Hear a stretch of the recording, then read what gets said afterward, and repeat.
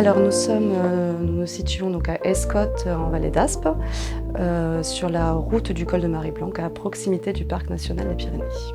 Alors ici on élève donc des brebis mérinos et des lapins angora pour leur toison. Donc on part de l'animal pour faire des vêtements, des accessoires en tricot, crochet, tissage. Donc du coup au niveau des brebis, on les tond au mois de décembre.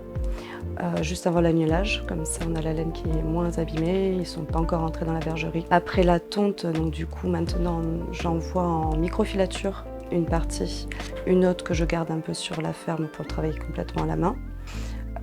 Ensuite donc moi je les reçois, je les mets en écheveau, je les lave, je les teinte ou pas et après je les transforme soit en tricot, soit en crochet. Je fais aussi de la teinture végétale avec des plantes que soit je récolte dans la nature, soit au jardin de plantes tinctoriales.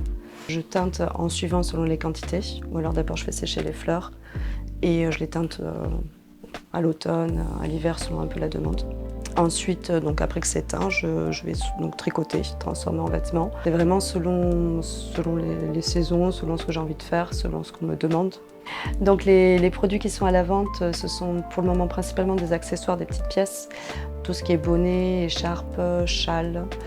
Et après tout ce qui est layette pour enfants, gilets sans manches, après bon, il y a les mitaines.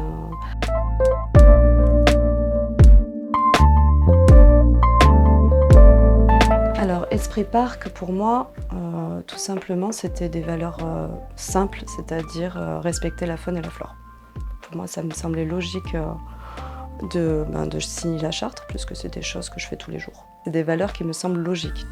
Alors toutes les techniques que j'ai appris, en fait, je suis en autodidacte complet. Des livres et surtout mettre la main à la pâte et y aller, quoi. Donc, dans cette activité, ce qui est assez magique, c'est qu'on fait plein d'activités. C'est-à-dire que c'est une façon de vivre et non pas une activité, c'est vraiment une façon de vivre.